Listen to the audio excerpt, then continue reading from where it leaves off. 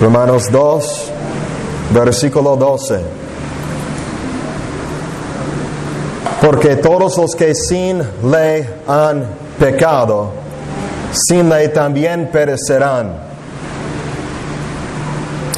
Y todos los que bajo la ley han pecado, por la ley serán juzgados. Porque no son los oidores de la ley los justos ante Dios, sino los hacedores de la ley serán justificados. Porque cuando los gentiles que no tienen ley hacen por naturaleza lo que es de la ley, estos, aunque no tengan ley, son ley para sí mismos, mostrando la obra de la ley escrita en sus corazones, dando testimonio su conciencia y acusándoles o defendiéndoles sus razonamientos en el día en que Dios juzgará por Jesucristo los secretos de los hombres conforme a mi evangelio. Amén.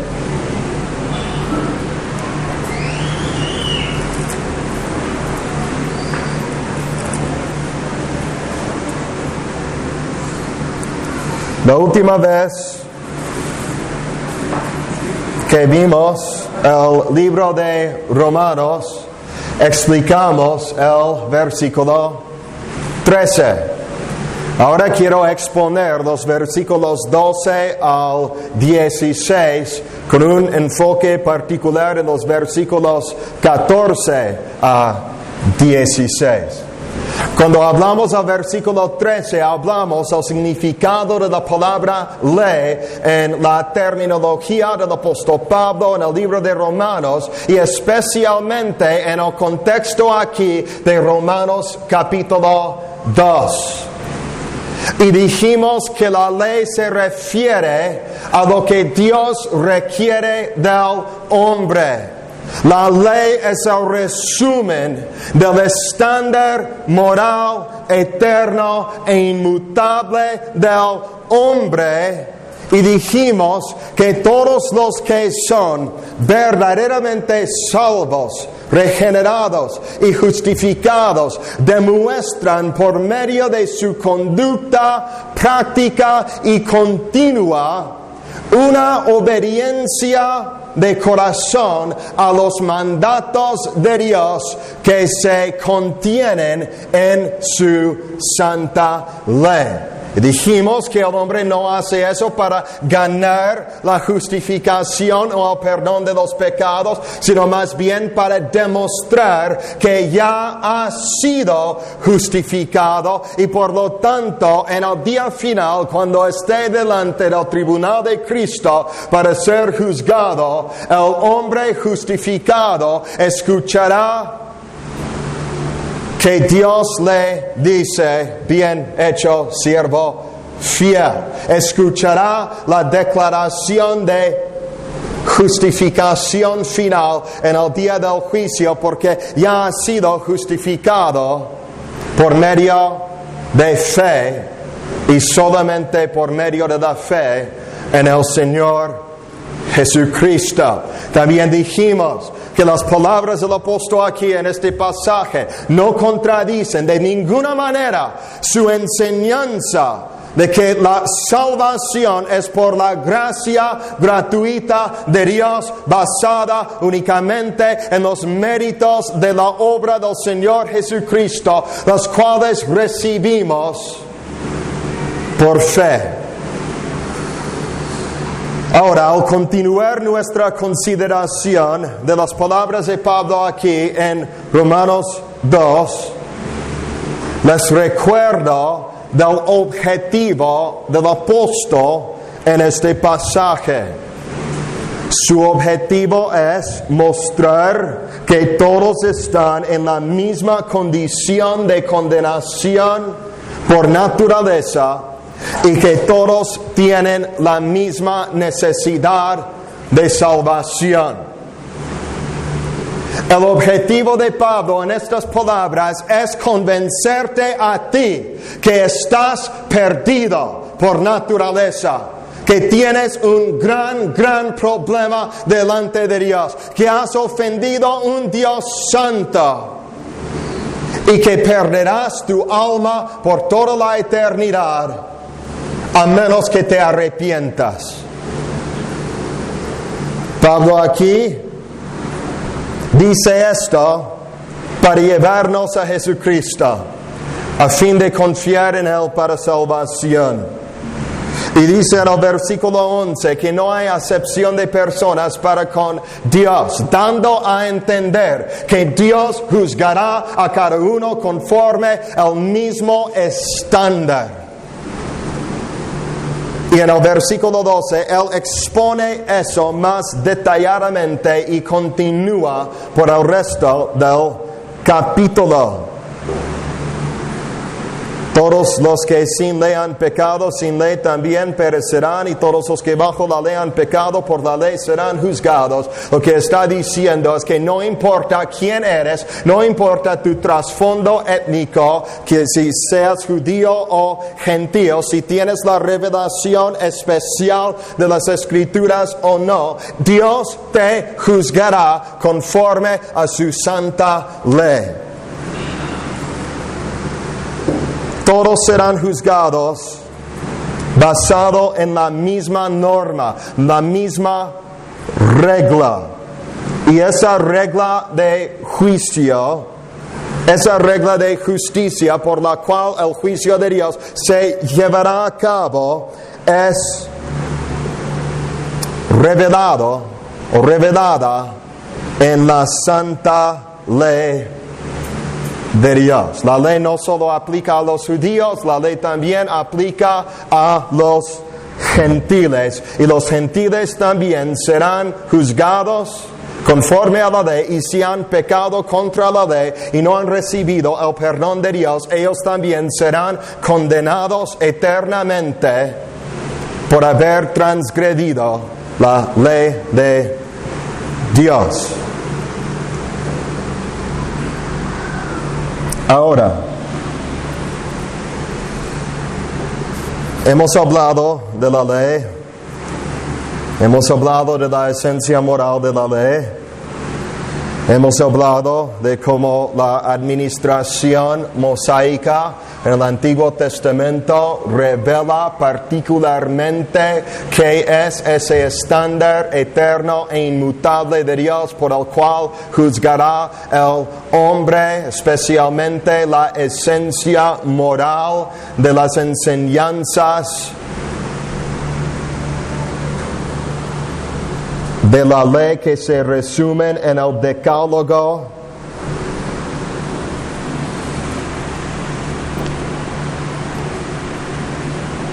Pero esto nos lleva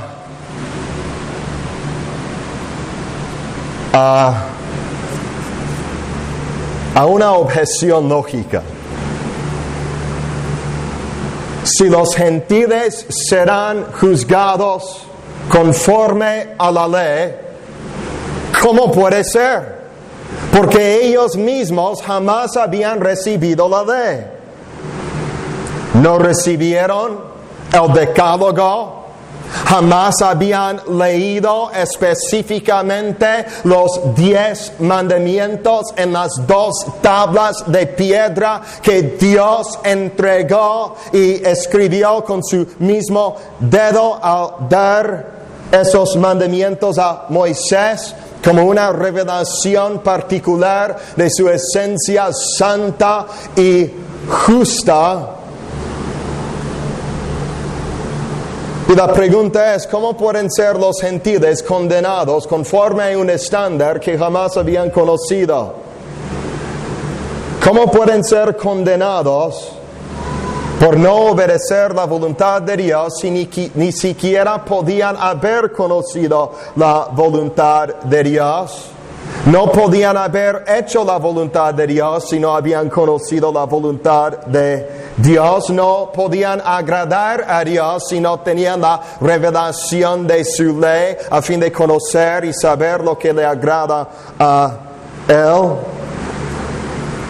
Entonces, ¿cómo puede ser que sean juzgados conforme a una ley y un estándar que jamás habían recibido y conocido. Esa es la objeción. Y Pablo responde aquí en este pasaje.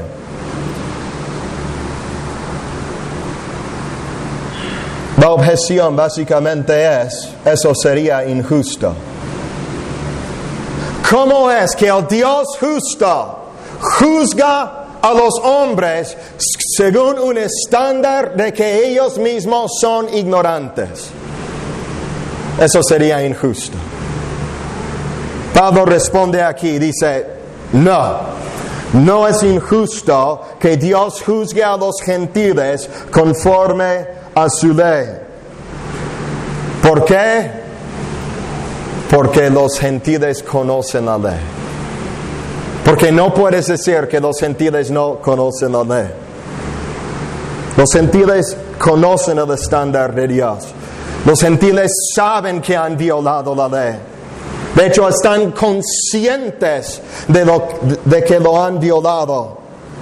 Y es por esto que serán condenados justamente por el justo juicio de Dios en el día final.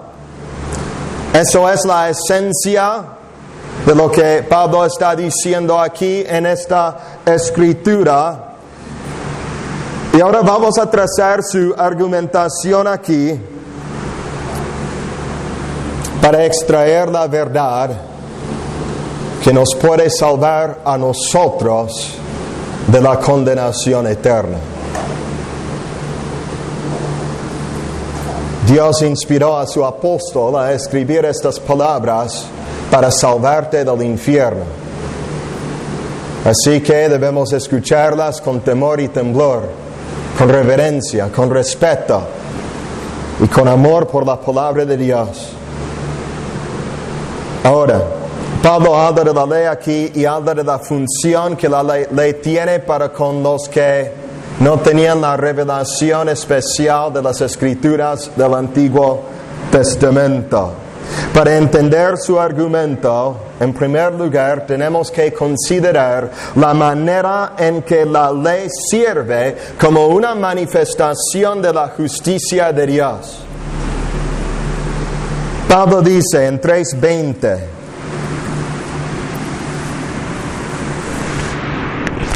dice, porque por medio de la ley es el conocimiento del pecado. Si vamos a conocer la justicia de Dios, en primer lugar tenemos que conocer el pecado. Sin conocer el pecado, sin entender el pecado, sin entender la gravedad del pecado, sin entender la pecaminosidad del pecado, no vamos a entender la regla absoluta de la justicia inmutable y perfecta de Dios. La ley revela la justicia de Dios y la ley, al revelar la justicia de Dios, revela el pecado, hace que el pecado sea manifiesto y claro a nuestro entendimiento, de tal manera que conozcamos el pecado de manera personal por medio de la revelación de la ley. Luego Pablo dice en Romanos 7:7, yo no conocí el pecado sino por la ley. Porque tampoco conociera la codicia si la ley no dijera, no codiciarás. El hombre no entiende el pecado sin entender la ley. Es al entender la ley que realmente entiende cómo Dios ve el pecado. La ley define el pecado. 1 de Juan 3:4. Todo aquel que peca infringe también la ley, hace algo contra la ley, comete iniquidad contra la ley. El pecado es infracción de la ley de Dios. Y por lo tanto, la ley define el pecado, la ley expone el pecado, la ley es la regla por la cual el pecado se identifica. Luego Pablo dice en Romanos 4:15, pues la ley produce ira, pero donde no hay ley, tampoco hay transgresión.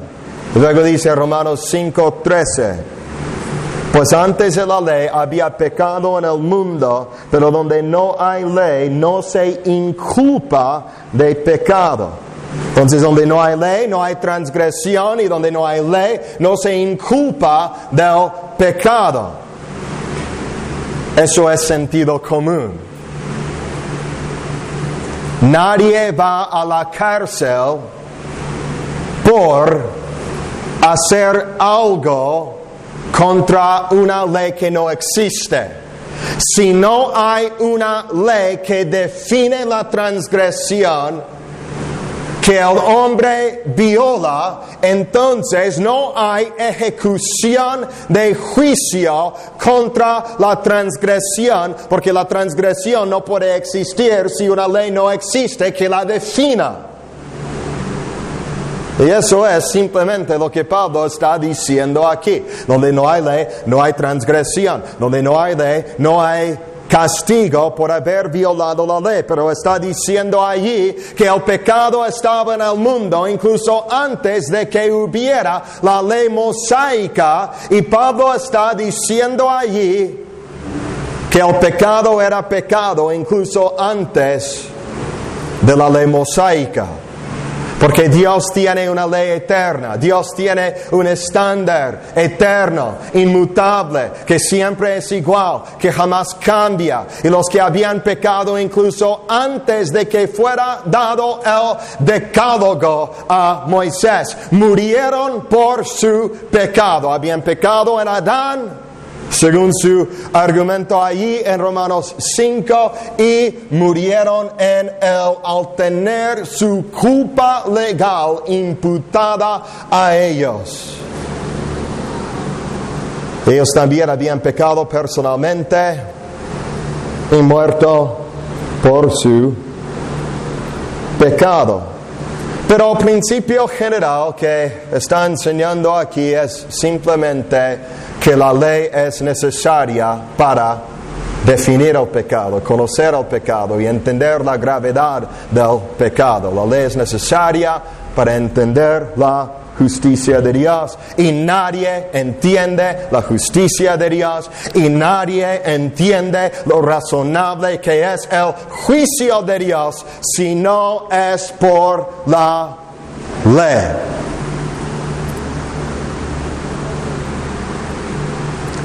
Y la manera en la que la ley sirve como una revelación de la justicia de Dios es por medio de servir como una regla de conducta por la cual todos serán juzgados. La ley define la justicia y condena la injusticia. Ahora, al entender todo esto y entender lo que Pablo enseña acerca del conocimiento del pecado y la justicia del juicio, basado en la revelación de la justicia de Dios, que es por medio de la ley, ¿cómo aplicamos todo esto a los gentiles que está describiendo aquí en el capítulo 2? Los gentiles no tenían la ley. Muchos de los gentiles ni siquiera conocían el nombre de Moisés. Pablo dice en el versículo 12, porque todos los que sin ley han pecado, sin ley también perecerán, y todos los que bajo la ley han pecado, por la ley serán juzgados. La primera parte, la primera mitad del versículo 12 corresponde a los versículos 14 al 16, y la segunda mitad del versículo 12 corresponde a los versículos 17 a 29. Primero, el apóstol expone la verdad de que los que han pecado sin la ley perecerán sin conocer la revelación especial de Dios. los gentiles. Y luego explica que los judíos, aunque conocieran la ley, perecerán porque han pecado bajo la ley y no han guardado la ley. Y eso es lo que explica luego en el mismo capítulo. Entonces aquí, en primer lugar, en cuanto a los gentiles, dice que han pecado sin la ley y perecerán sin la ley. Las palabras aquí en el versículo 12, que se traducen como sin ley, como dos palabras aquí en el texto de nuestras Biblias, es una sola palabra en el texto griego, anamas. La palabra literalmente quiere decir no ley. Los que no tienen ley. El texto griego no contiene el artículo definitivo aquí, pero no debemos entender las palabras del apóstol Pablo como si no incluyeran el concepto de algo definitivo cuando está hablando de la ley. Pablo aquí no está hablando de cualquier ley, de una ley, o de un principio, o una regla. Pablo está hablando de la ley de Dios, de la regla de Dios. Es la ley definitiva de que habla aquí.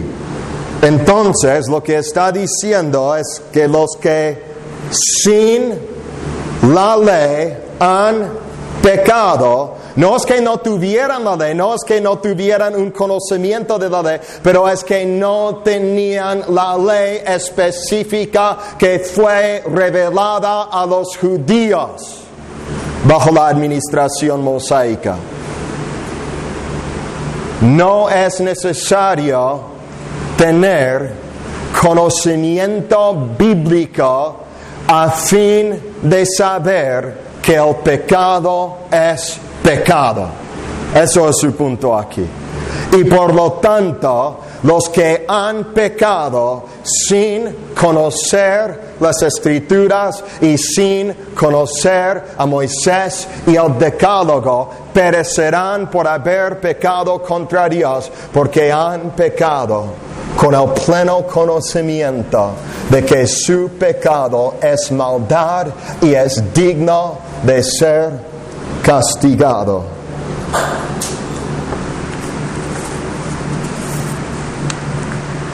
Luego explica, versículo 14, porque cuando los gentiles que no tienen ley hacen por naturaleza lo que es de la ley, estos, aunque no tengan ley, son ley para sí mismos, mostrando la obra de la ley escrita en sus corazones, dando testimonio a su conciencia y acusándoles o defendiéndoles sus razonamientos. Dice en 14, cuando los gentiles que no tienen ley, yo personalmente opino que esa traducción está mal. Debería de tener la palabra la antes de la palabra ley, aunque el texto griego no incluya ese artículo definitivo, lo debe de incluir aquí porque eso es lo que Pablo está diciendo. Porque cuando los gentiles que no tienen la ley, está hablando de la ley mosaica. Ellos no tienen esa ley, pero hacen por naturaleza lo que es de esa ley. Es decir, que las acciones de los gentiles frecuentemente concuerdan con la ética de la ley y demuestran, por lo tanto, que los mismos gentiles tienen conocimiento de la ley. Hacen por naturaleza lo que es de la ley. ¿Por qué por naturaleza? Porque es algo que hacen de manera innata. Es algo que es natural para ellos. Tú no tuviste que conocer la palabra de Dios para saber que es malo mentir y robar y odiar y matar y hacer maldad. Nadie tiene que conocer la palabra de Dios para saber que el pecado es pecado.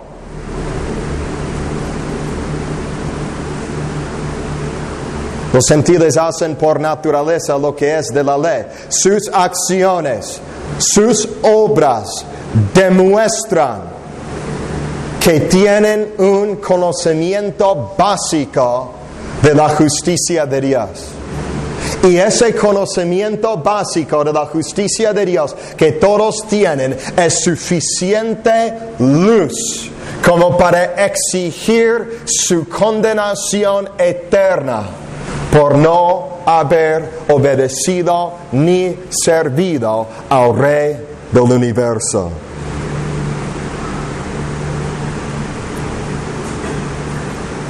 Me acuerdo que un día estábamos parados en un semáforo aquí en el centro y había una joven que estaba caminando allí hablando en su celular y se le acercó un hombre de detrás y robó el celular de su mano y corrió huyendo de allí y corrió por una calle. Y habían muchos hombres allí trabajando en los negocios, en los locales de esa calle. Y la muchacha, cuando eso pasó, eso la espantó. Y ella gritó. Y todos los hombres de la calle vieron un hombre corriendo allí. E inmediatamente hubieron como quizás 4 o 5 hombres que corrieron hacia el hombre que había robado el celular y se lanzaron sobre él para detenerlo. Y todo pasó así, rapidísimo. ¿Qué fue eso? Ahora, analizando esa situación, yo dudo que al escuchar los gritos de la joven, que los hombres que estaban allí, en sus mentes, empezaran a pensar en la escuela dominical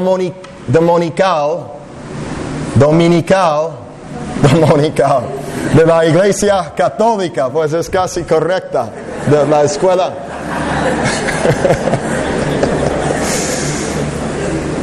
Pero dudo que sus mentes hayan pensado en ese momento en los 10 mandamientos que habían aprendido allí. Y dudo que sus mentes procesaran los 10 mandamientos. Y dudo que hayan dicho entre sí mismos, bueno, la ley de Dios, la palabra de Dios dice que es malo robar y asaltar a una joven y pues debo obedecer la palabra de Dios y debo obedecer lo que dice, entonces vamos a detenerla. No, ¿qué pasó? Hubo en ese instante una convicción intensa de justicia que nació en el corazón de ellos. Y al escuchar los gritos de la muchacha, ellos se esforzaron así, de manera innata, de manera natural, para vindicar la justicia que había sido violada. ¿Por qué lo hicieron? Dudo que todos fueran cristianos. Lo más probable es que la mayoría eran católicos. Pero no habían pensado en la ley. Ellos demostraron que la obra de la ley estaba escrita en sus corazones. Por naturaleza, sus acciones demostraron que ellos tienen un concepto de justicia y que ese pecado está mal. Todos los hombres hacen por naturaleza, de alguna manera u otra, lo que es de la ley.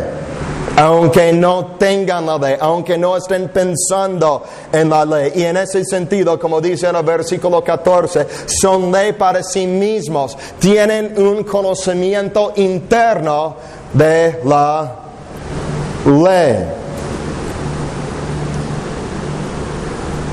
Ahora, ¿qué es la obra de la ley escrita en el corazón?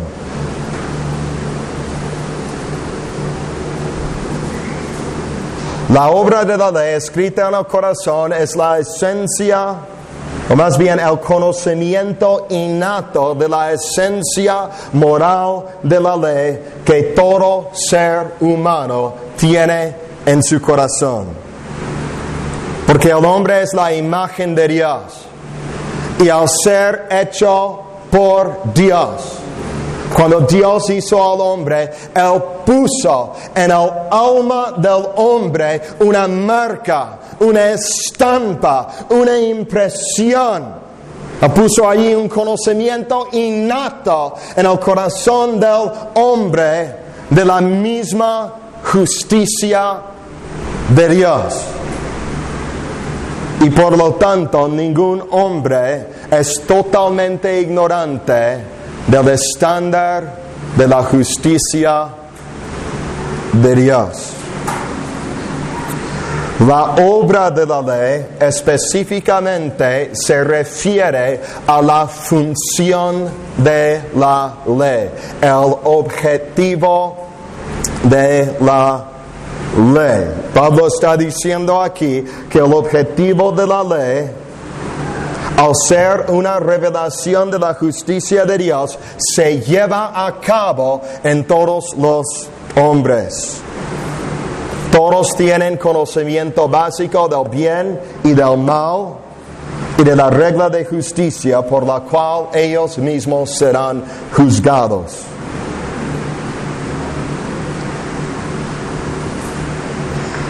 La ley cumple su función en todos. Nadie puede dar la excusa de que es ignorante de lo que Dios quiere. Como Pablo dice, por la ley es el conocimiento del pecado. Y los gentiles tienen la ley. Eso es su punto. No tienen la ley mosaica, pero tienen la esencia moral de la ley eterna e inmutable de Dios impresa sobre sus corazones. Por lo tanto, todos entienden el pecado, todos entienden su culpabilidad, todos entienden de manera innata que su condenación es justa. No digo que todos lo confiesen. No digo que todos lo admitan. No digo que todos no intentan justificarse, porque eso es el caso. El mismo proverbio dice que cada uno proclama su propia bondad. El hombre se engaña a sí mismo, pero en cuanto a la imagen de Dios que lleva en su corazón y el conocimiento innato de la justicia de Dios que tiene allí, el hombre, todo ser humano sabe que es pecador y que Dios es justo al juzgarlo.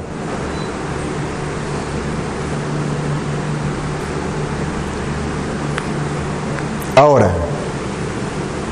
al hablar de la obra de la ley escrita en el corazón de todos los gentiles y todos los que incluso no son salvos, tenemos que tener cuidado aquí de no confundir esto con la promesa del nuevo pacto.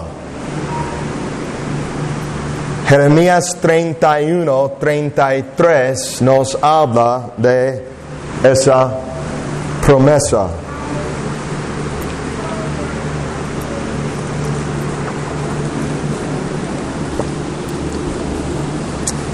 Y el Señor dice allí: pero este es el pacto que haré con la casa de Israel después de aquellos días, dice Jehová. Daré mi ley en su mente y la escribiré en su corazón. Y la consecuencia, y yo seré a ellos por Dios y ellos me serán por pueblo. Allí el Señor habla de escribir su ley en el corazón de los que son salvados por su gracia, de tal manera que Él entra en una relación de pacto salvífica con ellos. No debemos confundir la obra de la ley escrita en el corazón con la ley escrita en el corazón. El apóstol aquí en Romanos utiliza su terminología muy específicamente a fin de no comunicar confusión en cuanto a este punto. La obra de la ley escrita en el corazón, de acuerdo a Romanos 2, consiste de saber la exigencia de la justicia. Pero la obra de la ley escrita en el corazón, conforme a Jeremías 31, consiste de deleitarse en la práctica de la justicia. La obra de la ley escrita en el corazón es por la generación natural.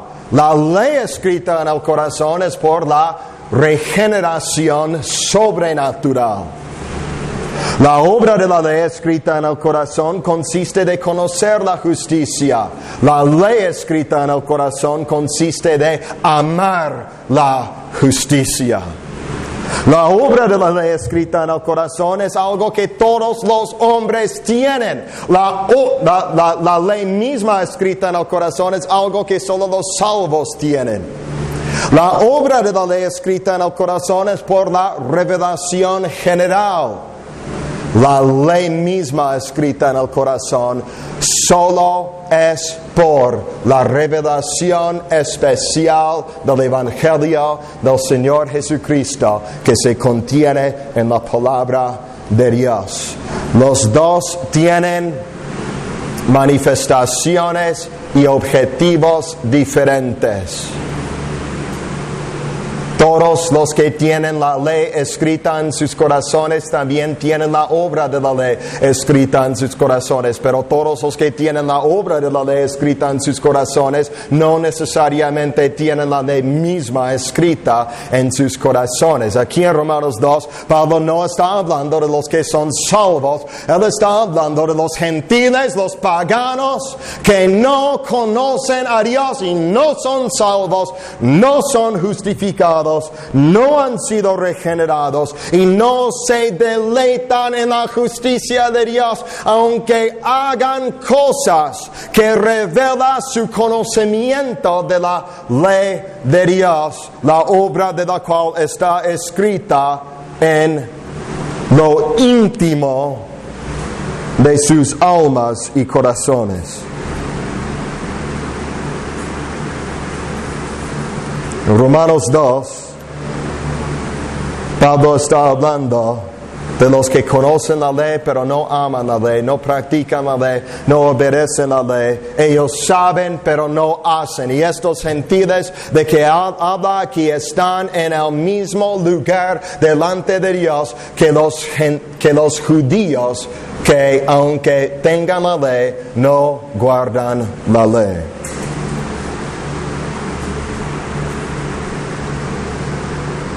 Pablo es como un abogado aquí en Romanos 1 y 2. Está acusando toda la humanidad. Y a fin de poner su caso para la condenación de los gentiles, él argumenta que todos tienen conocimiento de Dios, todos tienen conocimiento de la justicia y todos están bajo la condenación por naturaleza. Y él explica eso por medio de explicar las dos fuentes de la revelación general de Dios. Cuando hablamos de la revelación general de Dios, nos referimos a aquella revelación que Dios da de sí mismo a la totalidad de la humanidad. Dios se ha manifestado. Dios ha revelado conocimiento de Él a todos los hombres sin excepción. Y las dos fuentes de la revelación general son lo que llamamos la revelación inmediata y la revelación general inmediata. Revelación inmediata y revelación inmediata. En primer lugar, la revelación general inmediata es la revelación que Dios da de sí mismo a través de un medio. Por eso se llama la revelación general inmediata, porque Dios utiliza un medio. Dios utiliza un instrumento que sirve como la instrumentación de esta revelación. Y la revelación general inmediata es lo que Pablo describe en Romanos 1, 19 al 20. Cuando dice que lo que de Dios se conoce les es manifiesto, pues Dios se lo manifestó, porque las cosas invisibles de Él, su eterno poder y deidad, se hacen claramente visibles desde la creación del mundo, siendo entendidas por medio de las cosas hechas, de modo que no tienen excusa. Entonces, cuando observamos la naturaleza y el orden creado que está alrededor de nosotros, la naturaleza sirve como un medio por el cual Dios revela algunas cosas acerca de sí mismo. Pero la naturaleza no es Dios. No somos panteístas. No creemos que todos los objetos que existen y toda la materia sea parte de la esencia de Dios. La naturaleza es distinta de Dios, pero es una revelación de Dios. Dios da revelación de sí mismo por medio de la naturaleza. Por eso dice Salmo 19:1, los cielos cuentan la gloria de Dios y el firmamento anuncia la obra de sus manos. Cuando observamos los cielos están, las nubes, los cielos, las estrellas, el firmamento se refiere a eso. Eso está anunciando que es obra de las manos de Dios. Y lo anuncia tan fuertemente que Pablo mismo dice que nadie tiene excusa. Todo ha sido orquestado por la mano de un diseñador todopoderoso y sabio y omnisciente. Y lo ha hecho para su gloria, para que al observar todo lo que ha hecho, lo alabemos, lo glorifiquemos, lo adoremos, lo obedezcamos y lo sirvamos. La segunda fuente de la revelación general es lo que se conoce como la revelación general inmediata. Y se llama inmediata no porque es algo que tenga que ver con el tiempo, sino más bien porque es una revelación directa que Dios da al hombre sin utilizar la instrumentación de nada. Es la revelación de Dios directamente a la conciencia del hombre. Dios, al dar esta revelación, no usa ningún medio para hacerlo. Y esta es una revelación que todos nosotros tenemos, aparte de la naturaleza y aparte de la Biblia. La primera fuente de la revelación general es mayormente externa a nosotros. Esta segunda fuente de la revelación general es algo que está dentro de nosotros mismos y es parte de nuestra misma naturaleza como seres humanos creados en la imagen de Dios. Esta revelación es algo innato que Dios implanta en el ser del hombre. Calvino habla de esto en su institución y me encanta lo que dice. De hecho, lo que él dice es muy famoso hasta el día de hoy en cuanto a esta revelación inmediata de Dios al alma del hombre. Dice Calvino: nosotros, sin discusión alguna, afirmamos que los hombres tienen un cierto sentimiento de la divinidad en sí mismos. Y esto por un instinto natural.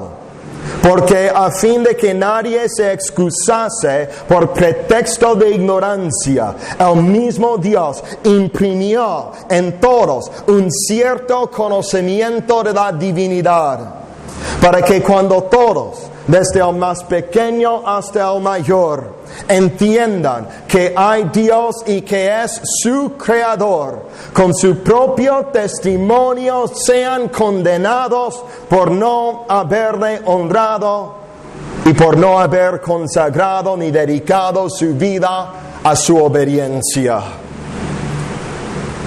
Está diciendo aquí que Dios puso una conciencia interna en nosotros que testifica de la existencia de Dios, de la realidad de Dios, de la grandeza de Dios, de la deidad de Dios y de la justicia de Dios. Y que ese testimonio que ha puesto dentro de nosotros es tan fuerte que nadie tiene excusa por su pecado.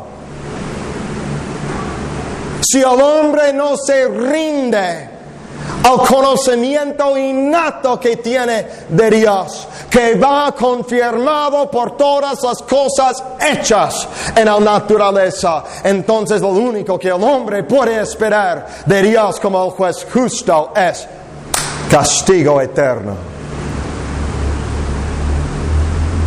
No necesita conocer la Biblia a fin de tener la luz del conocimiento de la existencia y de la justicia de Dios para condenación. Calvino luego dice en el capítulo 3 de su institución: esto pues deberán tener por seguro todos aquellos que juzgan rectamente, que está esculpido en el alma de cada hombre un sentimiento de la divinidad, el cual de ningún modo se puede destruir, y que naturalmente está arraigada en todos esta convicción que hay un Dios. Y de que esta persuasión está casi como vinculada a la médula misma de los jueces, la contumacia y rebeldía de los impíos es suficiente testimonio, los cuales, esforzándose y luchando furiosamente por desentenderse del temor de Dios, nunca, sin embargo, logran salirse. ¿Qué está diciendo? Está diciendo que la verdad de que estamos hablando aquí, es tan obvia que los mismos impíos dan testimonio de ella. Los mismos ateos y hombres más malvados de la historia del universo dan testimonio de que ellos tienen lo que Calvino llama un cierto sentimiento de la divinidad, un conocimiento de Dios. ¿Has escuchado del ateo endurecido que a través de toda la vida blasfema el nombre y la gloria de Dios? Luego, al estar en su cama de muerte, empieza a clamar a Dios e invocar su nombre desesperadamente, tratando de alcanzar el perdón de sus pecados.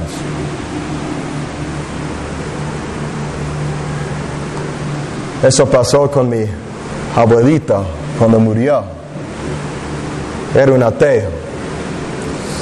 Cuando el Señor me salvó, Él discutía conmigo, me maldecía, me decía maldiciones y groserías. No quería nada que ver con Dios. Me decía que Dios no existe. Y luego, antes de que muriera, mi abuela dice que él empezó a hablar con Dios, el mismo Dios cuya existencia él dogmáticamente negaba. Él sabía que Dios existe. Todos saben que Dios existe. Calvino está diciendo que los hombres que se esfuerzan contra Dios, los impíos que pelean contra Dios, demuestran con sus mismas acciones de pelear con Dios que ellos mismos saben que Dios existe. Voltaire, ¿cómo se dice Voltaire? Voltaire. Un hombre malvado, un ateo, que decía que si él lograra su objetivo en la vida, que después de que él muriera, el cristianismo ya no existiría en Inglaterra.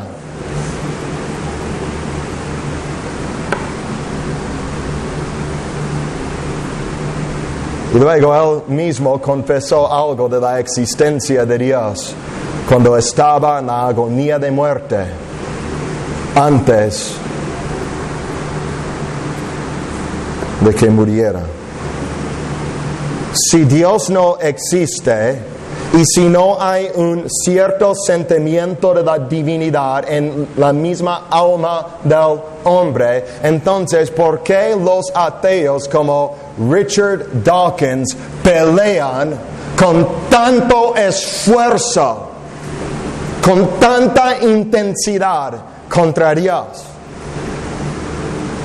Si no existe, ¿por qué les molesta tanto? Ellos mismos saben. Y nuestro texto aquí en Romanos 2:15 habla de esta revelación general inmediata que Dios ha dado al hombre de manera innata en la misma naturaleza del hombre que el hombre tiene en su propio corazón, al hablar de la luz de la justicia de Dios que se contiene en nuestra conciencia. Versículo 15. Mostrando la obra de la ley escrita en sus corazones, dando testimonio su conciencia. El testimonio de la conciencia, según este texto, es el resultado de la obra de la ley escrita en el corazón. Y por lo tanto, el testimonio de la conciencia es algo que armoniza con el testimonio de la santa ley de Dios. La voz de tu conciencia dice lo mismo de lo que dice la ley de Dios. Este texto nos está explicando algo de la continuidad que existe entre la esencia moral de la ley de Dios y el testimonio de la conciencia humana. De hecho, los objetivos de la conciencia humana son iguales a los objetivos de la ley de Dios. Si te acuerdas de lo que hablamos la última vez, de los 3 usos de la ley, la conciencia tiene los mismos objetivos. El primer uso de la ley de que hablamos fue como la ley revela y define el pecado.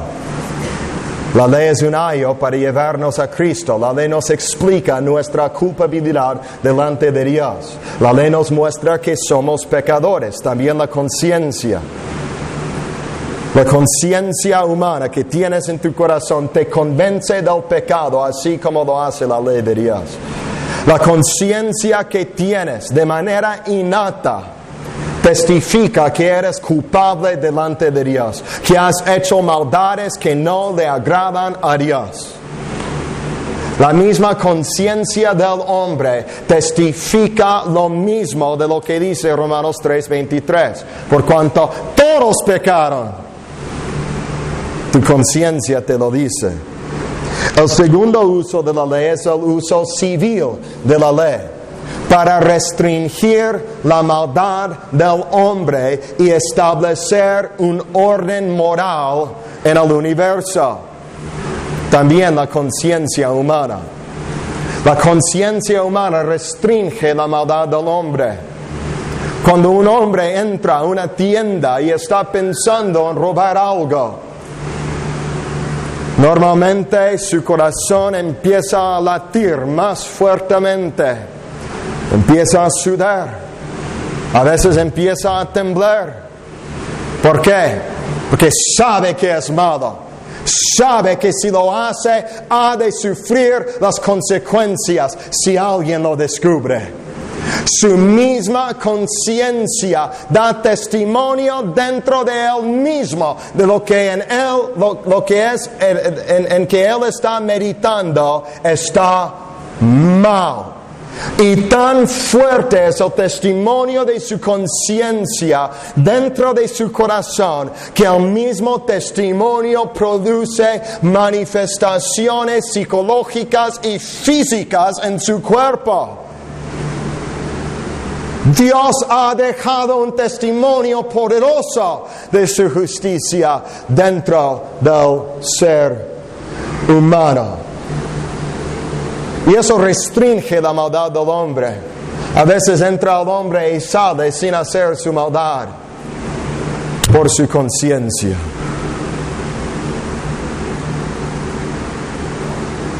El tercer uso de la ley es lo que llamamos el uso normativo de la ley, y es para guiar la conducta de los justos. Sirve como parámetros de los cuales no debemos de salir. También la conciencia. ¿Qué enseña el Nuevo Testamento? Que el hombre no debe de violar su conciencia. Que el hombre no debe de ensuciar su conciencia. Que la conciencia provee unos parámetros de los cuales el hombre no debe de salir.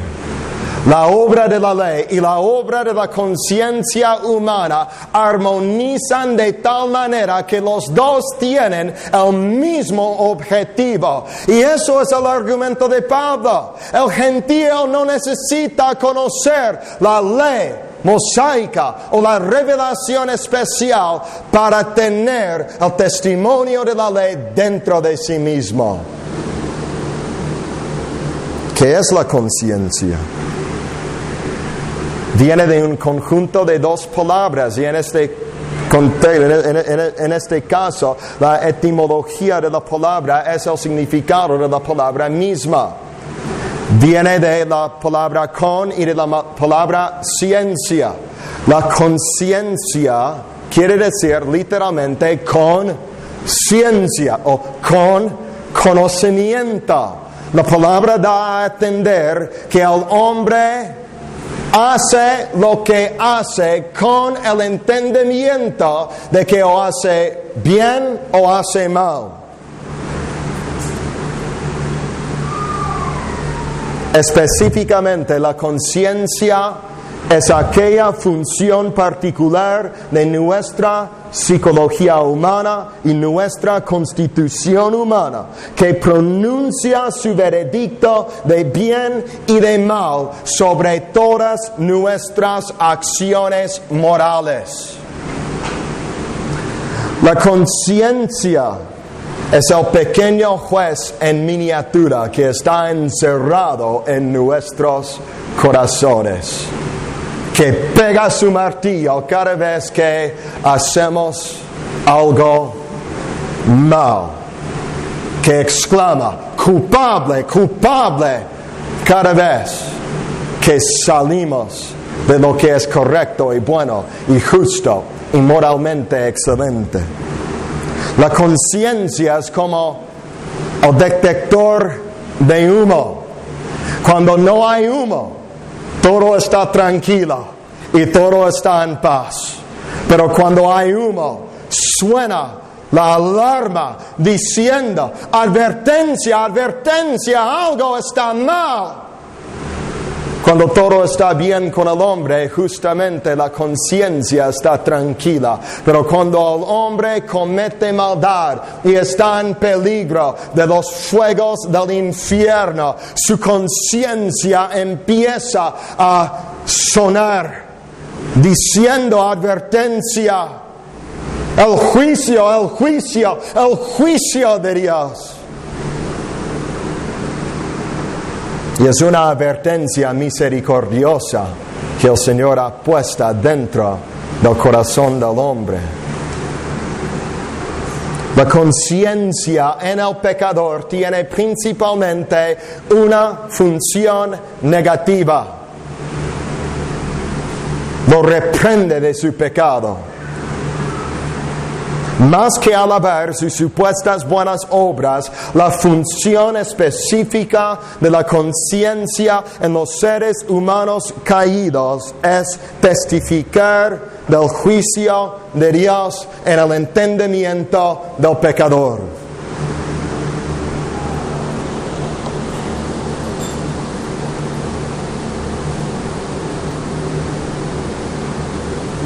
Cuando tú pecas, tú sabes que está mal. Quizás a veces hayas tratado de justificarte, de explicar por qué no está tan mal. E incluso en medio de tales explicaciones te sientes culpable en el corazón. La conciencia es esa pequeña persona dentro de nosotros que es como si existiera aparte de nosotros y además de nosotros, que siempre da su opinión sobre todo lo que hacemos, si lo queremos escuchar o no. Y muchas veces tratamos de silenciarla. Tratamos de justificar nuestras acciones en nuestras mentes, pero la conciencia en el corazón nos hace sentir culpables. Y hay que obedecer la voz de la conciencia. El mismo Espíritu de Dios obra juntamente con la conciencia del hombre a fin de producir la tristeza que es según piedad, que lleva a los hombres al arrepentimiento y la salvación. No debes de callar tu conciencia. Eso es peligroso. El apóstol Pablo habla de algunos que tienen la conciencia cauterizada, endurecida. Ya no se someten a la voz de su conciencia. Han apagado la voz tantas veces, tan a menudo, que su conciencia está tan dura que ya no funciona con la sensibilidad que debería tener delante de Dios. Y el alarma de la conciencia ya no funciona bien para advertir del pecado. Y luego puedes pecar sin sentirte mal. Y no es porque el pecado esté bien, es porque tú estás mal, porque has callado la voz de tu conciencia. No lo hagas. E incluso hablo a los que profesan fe en nuestro Señor Jesucristo. No calles la voz de tu conciencia. Tu conciencia obra con el Espíritu de Dios. Tu conciencia obra conforme al testimonio de la ley de Dios para advertirte de lo que es peligroso para ti.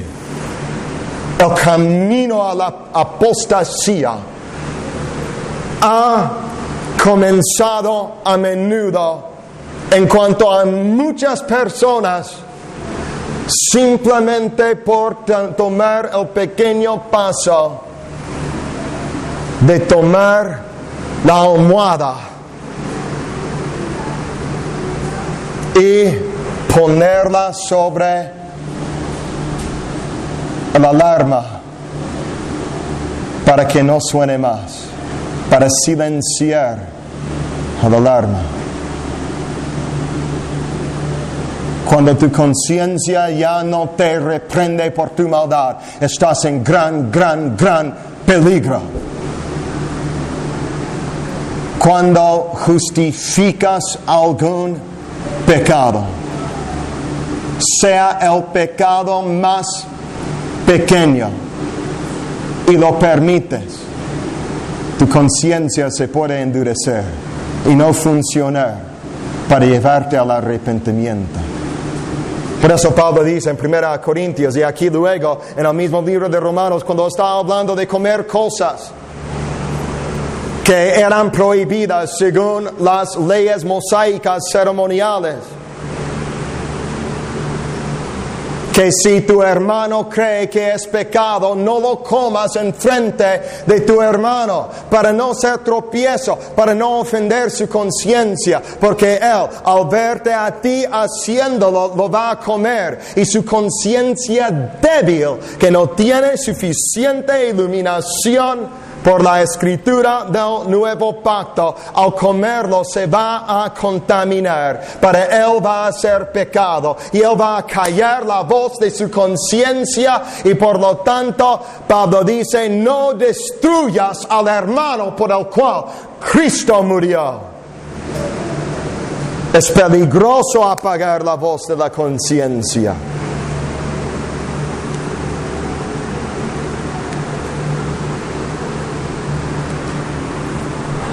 La conciencia da testimonio. Es lo que dice aquí. Dando testimonio su conciencia. No es por casualidad que el apóstol utiliza la palabra testimonio, que incluso en el mundo antiguo, así como en el día de hoy, se utiliza en contextos legales, de procedimientos legales.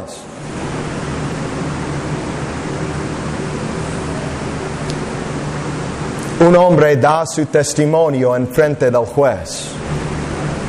Un testimonio es algo que tiene mucho peso cuando uno está siendo juzgado delante del tribunal. Y así es para con Dios.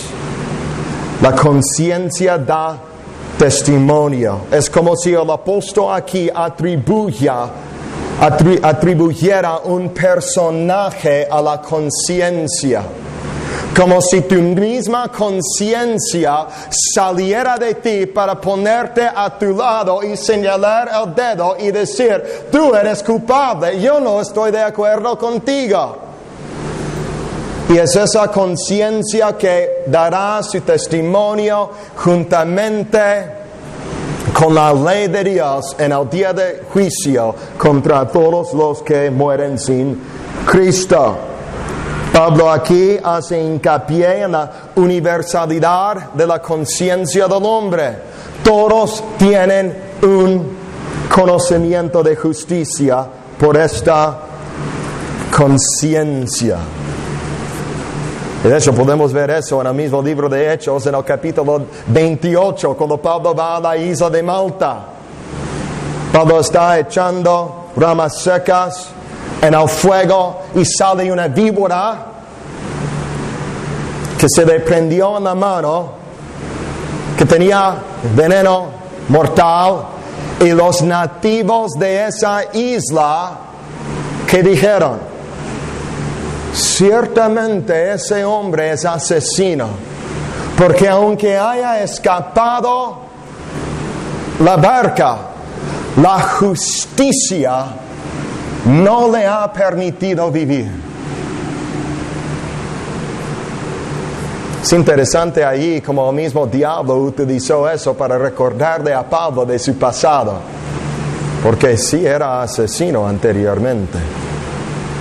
Pero mi punto es esto: esas personas en la isla de Malta eran paganos salvajes. No podían leer y escribir. Sin embargo, tenían un concepto de justicia innata dentro de sí mismos. Podemos ir al lugar más lejos de la civilización moderna, y allí vamos a encontrar personas que entienden por lo menos los conceptos básicos de la justicia de Dios. Judas Iscariote mismo tenía una conciencia que le molestaba, que testificaba tan poderosamente contra su maldad que él no podía soportar la culpabilidad, ese sentir de culpa que tenía. Entregó al Señor, pero luego dice en Mateo 27 que Judas entró y devolvió a los principales sacerdotes y a los ancianos las 30 piezas de plata que había recibido por haber entregado al Señor Jesús. Y dice que arrojando las piezas de plata en el templo salió. Pero dice que al arrojar las piezas de plata, él dijo: yo he pecado entregando sangre inocente. Y tan fuerte era la culpa por el testimonio de su conciencia que la Escritura dice que se fue y se ahorcó. Para él prefería morir que vivir con un sentir tan fuerte de culpa. Estaba engañado. Porque ahora en el infierno el mismo sentir de culpa no se ha quitado. Pero él intentó quitarlo de sobre él. Un apóstata, un hijo de perdición, un diablo, un ladrón, un anticristo como Judas Iscariote, tenía una conciencia que daba su testimonio poderosamente. Todos tienen una conciencia, desde el salvaje más lejos hasta el apóstata más grande de la historia.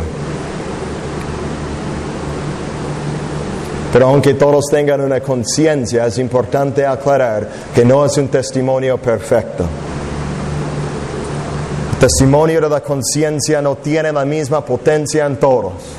Porque según la Escritura, la conciencia puede ser ignorante, la conciencia puede ser débil, la conciencia puede ser endurecida, puede ser cauterizada, puede ser sensible, hasta que puede ser demasiado sensible. Y tiene necesidad de ser iluminada por la palabra de Dios. Sin embargo, su función básica está en operación de alguna manera u otra en todos los seres humanos. La verdad de nuestro texto hoy testifica contra la legislación del homosexualismo y del aborto que está pasando en el mundo occidental. Mayormente me refiero a los Estados Unidos, y lo que pasa ahí normalmente pasa aquí. Está pasando en la Ciudad de México. ¿Por qué hay tal legislación? Porque existe en nuestra sociedad una filosofía humana vana y anticristo que se conoce como el relativismo moral. El relativismo moral enseña que no hay reglas morales absolutas, que no hay normativas morales absolutas a las que el hombre se tiene que someter. Según los que creen en esto, y tengo un amigo que va a las universidades de los Estados Unidos, a esta generación perversa, y levanta la voz y predica la palabra de Dios en el aire libre, y siempre escucha que los estudiantes en la universidad dicen: eso es tu opinión. Tú dices que es pecado, tú dices que es malo, pero para mí no es pecado, para mí no es malo.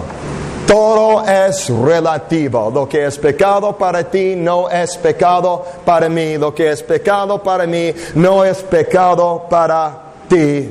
Todo lo podemos definir según el gusto de nuestra propia opinión y corazón malvados. El dicho de los relativistas morales es Jueces 17:6.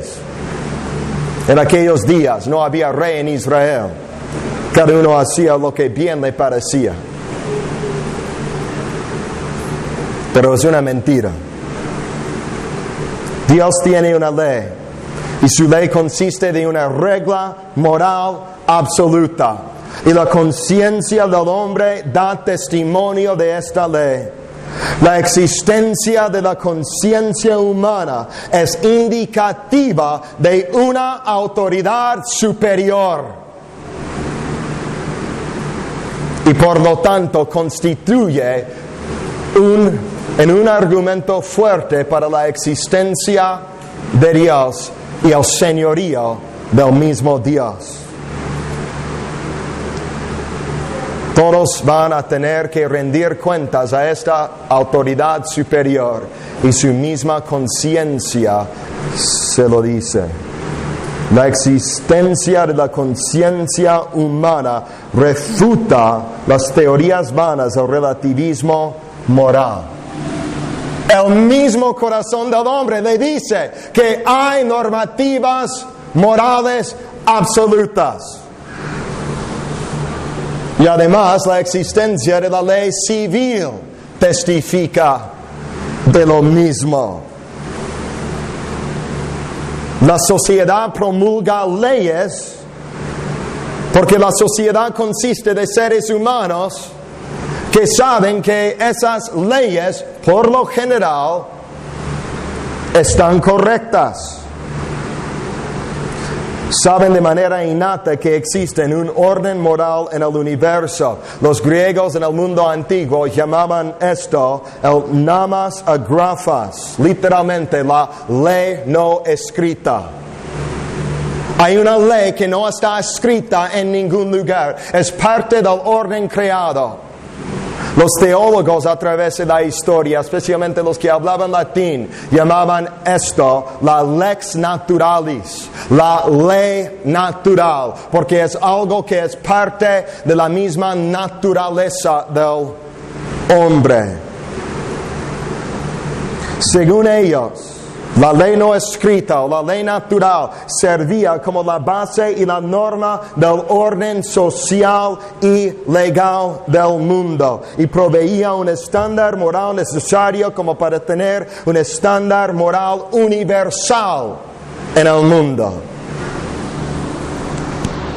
Y de hecho la jurisprudencia, la práctica de la ley en el mundo occidental se ha basado históricamente en la ley natural, en la luz de la conciencia del hombre, incluso entre los ateos, los paganos y los que no saben nada de la palabra de Dios. Las autoridades y los gobernantes del mundo históricamente han reconocido que existe en el corazón del hombre una convicción fuerte de justicia que da testimonio de lo que es correcto. Y al consultar el consenso de los seres humanos, ellos llegan a tomar decisiones en cuanto a las leyes que se deben promulgar.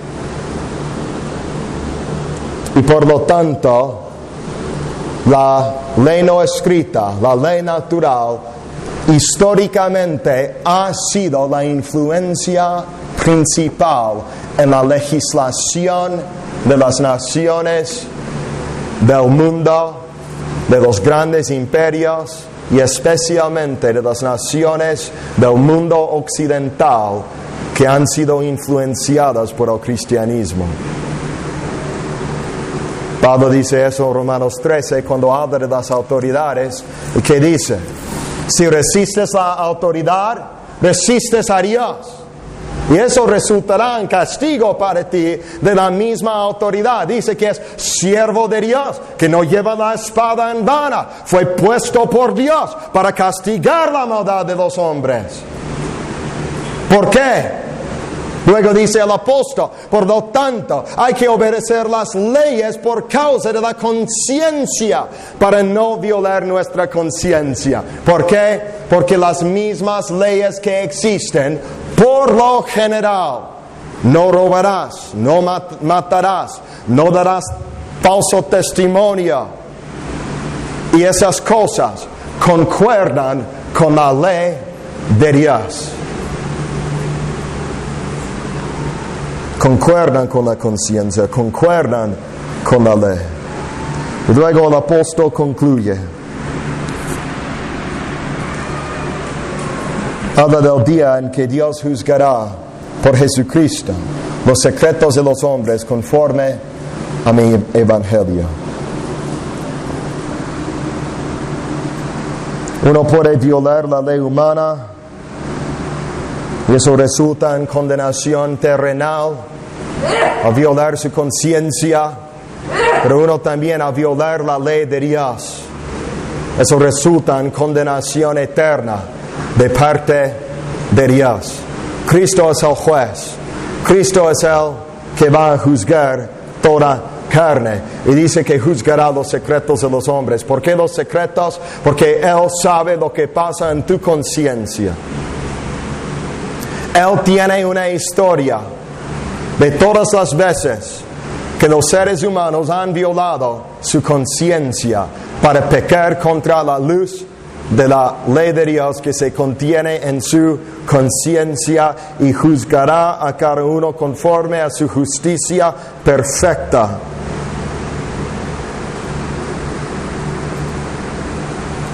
¿Qué va a pasar con los hombres en ese día?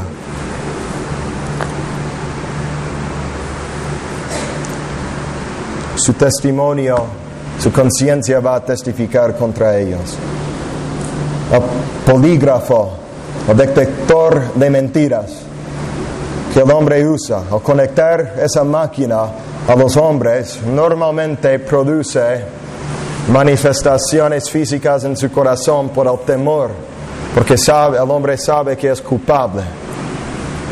¿Qué va a pasar con el latir del corazón del hombre, con el temblor de su carne, con el sudor de su rostro, en el día en que se tendrá que estar delante del tribunal de Cristo para ser juzgado, cuando Cristo mismo va a exponer todos los secretos y los pecados ocultos de su corazón?